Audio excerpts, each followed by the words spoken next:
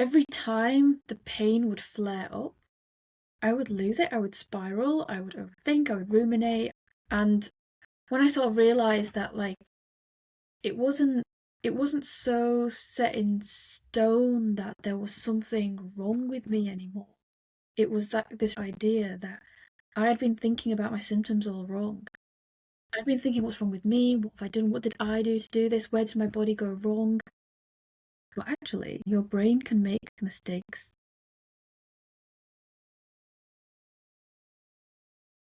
My name is Lana. I'm from Yorkshire in England, and a few years ago I was diagnosed with fibromyalgia. Despite being told this illness was incurable, I am 100% pain and symptom free. So I now guide people from all over the world with fibromyalgia to heal too. But my full-time job is I work as a training specialist in software.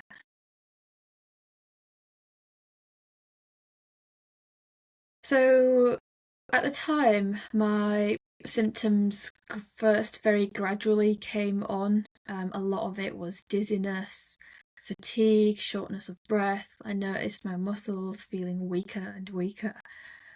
And then, out of nowhere, a really high level of pain came on, widespread pain all over my body. And from then on, it very quickly spiraled into being bedridden. Like, my symptoms were quite severe.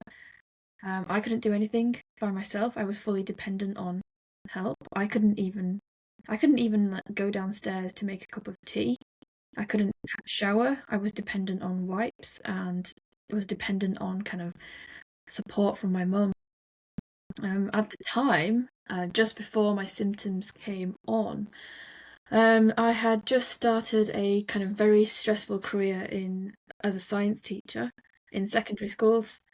I was also kind of going back and forth with doctors because I was having issues with endometriosis, which I then ended up having a surgery for. So very shortly after that surgery, that's when my symptoms started coming on.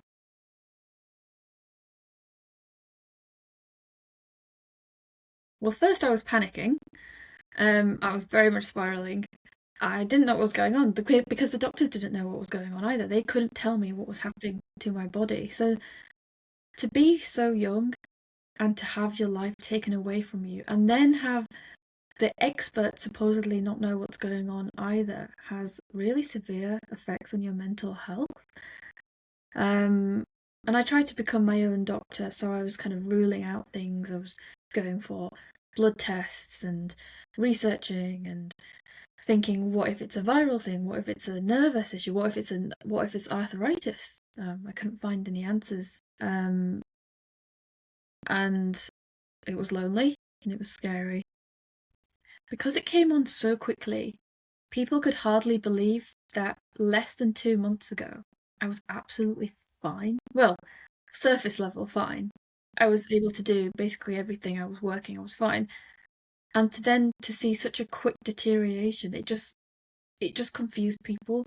And people would ask, okay, where's the pain? And I said, everywhere. The pain is everywhere.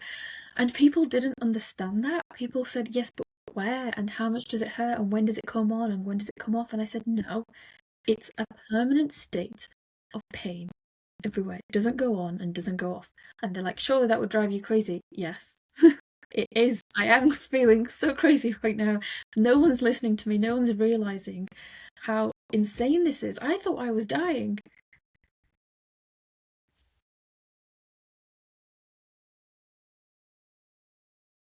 So as I said before, I started becoming my own doctor. I was spending a lot of time kind of reading, looking at the internet, just any sort of help. I wasn't trying to get rid of the pain. I wasn't trying to get better because I'd been told I could not get better, that this was lifelong. So in a way, I had accepted that what I was trying to do was just alleviate something. So I started trying supplements, CBD oil, other kind of prescription painkillers, and I was on the internet one day on my phone actually scrolling through social media and an advert came up for curable and it said for unexplained chronic pain and I said, well, that's me. So I downloaded the app and I remember whilst downloading the app I didn't straight away sort of look at the content or anything. I started looking at kind of the reviews on it, started looking at kind of the doctors involved in it, who was on the board, and the name Alan Gordon came up for me.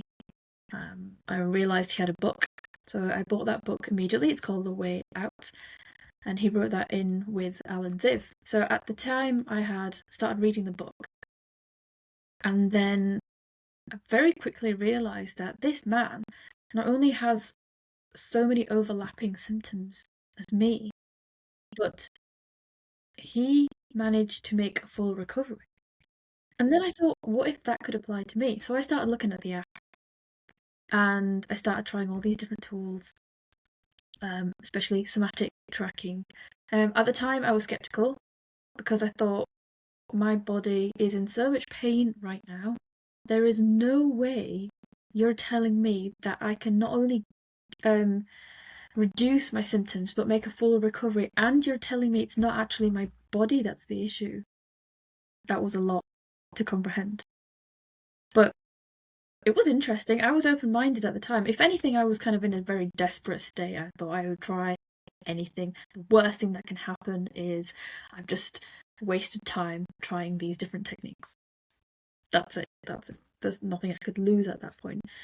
And that's when I started noticing a change. It was within 2 weeks of experimenting and trialing somatic tracking specifically that I noticed a sort of 70 to 80% reduction in pain. And that's when I knew I needed to keep going.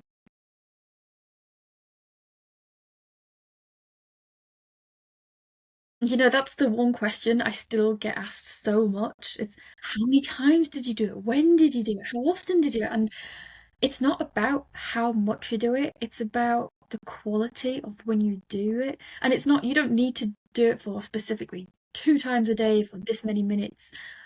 I told myself, at the very minimum, when I have a quiet moment in my day, when I'm feeling brave, because it was hard to do, to sit with your pain, it's really hard to do because it's uncomfortable. When I'm feeling brave, I'm going to challenge myself to just sit with it for 5 seconds. And some people think, oh, that's easy. The severity of pain that I was in was not easy for me. So if I thought, do you know what, if I can do more than that, great. At the minimum, I'm going to try 5 seconds. Do you know? And there were some days where I just couldn't. I just did not want to do anything with the pain. I just wanted to cozy up and just make myself feel as safe and comfortable as possible. And that's what I did. From doing it at least once a day for a couple of seconds, I got the confidence to do it for longer and more frequently. I didn't wait till it was super bad. I just did it when I felt confident enough to do it. I know that it needs to be part of my day, so I just made it a part of my day. That was usually towards the end of the evening when I was kind of doing a bit of kind of downtime and kind of putting my phone away and just kind of having time to myself to reflect. That's when I would do it.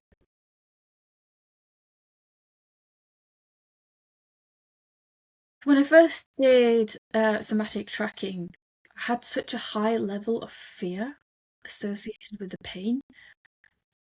Every time the pain would flare up, I would lose it. I would spiral. I would overthink. I would ruminate. I would be terrified. Every tiny little tug of sensation, I would think, oh, is my symptoms going to come on? Does that mean the rest of my day is written off? Am I going to have a really bad day now? And when I sort of realized that, like, it wasn't so set in stone that there was something wrong with me anymore. It was that this really fluid idea that I had been thinking about my symptoms all wrong.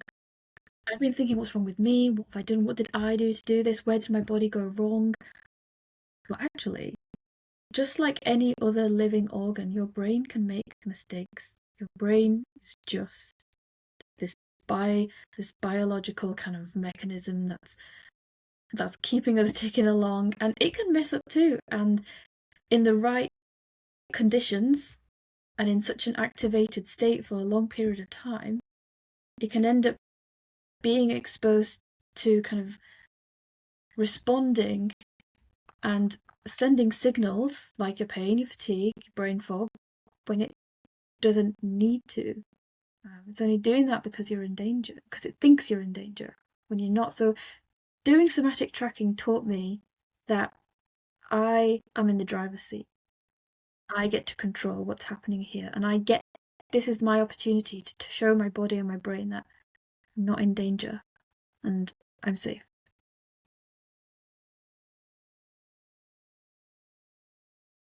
The first 2 weeks noticed a massive reduction in pain. That's when the motivation started firing up for me. And then it was like another month until my pain went from being on permanently to just going. I wasn't fully, the symptoms weren't fully gone by then, but the pain wasn't there anymore. It would time here and there turn up, and I would know exactly what to do. Somatic tracking. I also knew that I've already relearned in terms of what the condition was, but now, and I've got this kind of rewiring stuff, but there was one more kind of missing piece in the puzzle, and that was that the way I was currently living, my thoughts, my behaviors had kind of added to the stresses that kind of led me here. And I was aware that a lot of people that are diagnosed with fibromyalgia have life adversity, stresses either from adulthood or childhood. And I knew that there was a kind of big missing piece in the puzzle for me. So once somatic tracking was embedded into my routine, I then sought out the help of a psychiatrist, a psychotherapist that specialised in trauma. I also worked with a cognitive behavioural therapist as well alongside that. And that combination was the magic kind of touch, because you've got 3 different points where you're kind of attacking this and you're saying, look, I get to change how things are done, and I get to show you that I don't have to live in this state permanently. This is just a temporary state. So if you're listening to this now and you're thinking, oh, but I've had this for years and years, that doesn't matter. The whole idea that your brain is neuroplastic is that it can be rewired at any time, regardless of how long you've had the illness. The messy middle was setbacks. You'd think you'd be making loads of progress, and you'd go, "Oh, is this it?"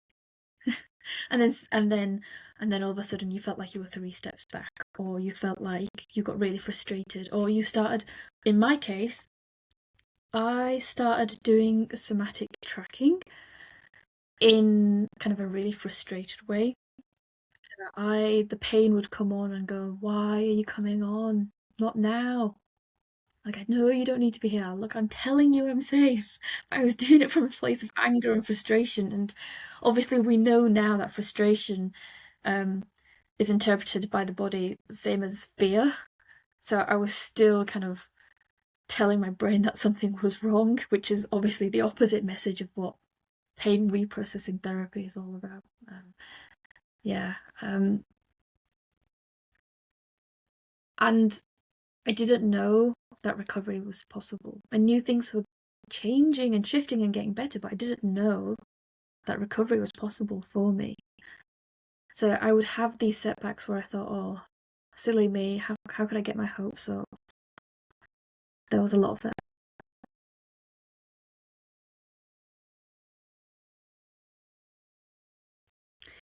So the moment I realised that I could get mostly recovered was when I it wasn't just the pain that went away. It was when I realized that I could apply the same techniques to my fatigue as well. That's when I realized, hang on, this works not just for pain, it works for my fatigue. And also, I realized, which I didn't realize at the time, it was only when I reflected back, that my chronic daily headaches had disappeared as well. I hadn't even been targeting that, but that had gone as well. So I'd accepted that, oh, I could be mostly recovered. And this is amazing. I can do all these things now. And I kept going. I kept using the techniques. I kept working closely with the therapists. And I kept wondering, is recovery possible? Because I had so many days now where I was having more good days than bad days. So I was thinking, okay, well, at the start, it was all bad days. Then it was mostly good, mostly bad days. Then it was half bad days. And now it's less bad days. So this trend is telling me that no bad days is a possibility. So I just kept going.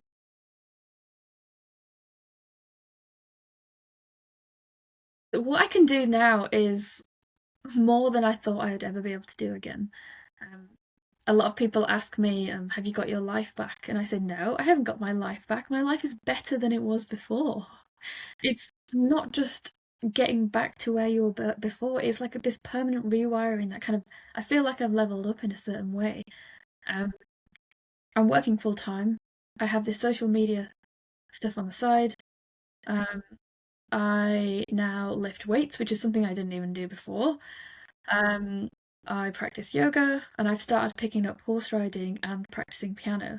So, and people say, are you not worried about it ever coming back? And I say, well, during this recovery, I experienced grief where I lost someone.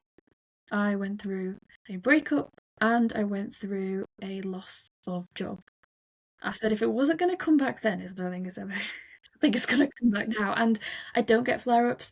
I don't get symptoms. I, I've not had any setback for as long as I can remember now. It's not. It just. I actually struggle to remember what it felt like.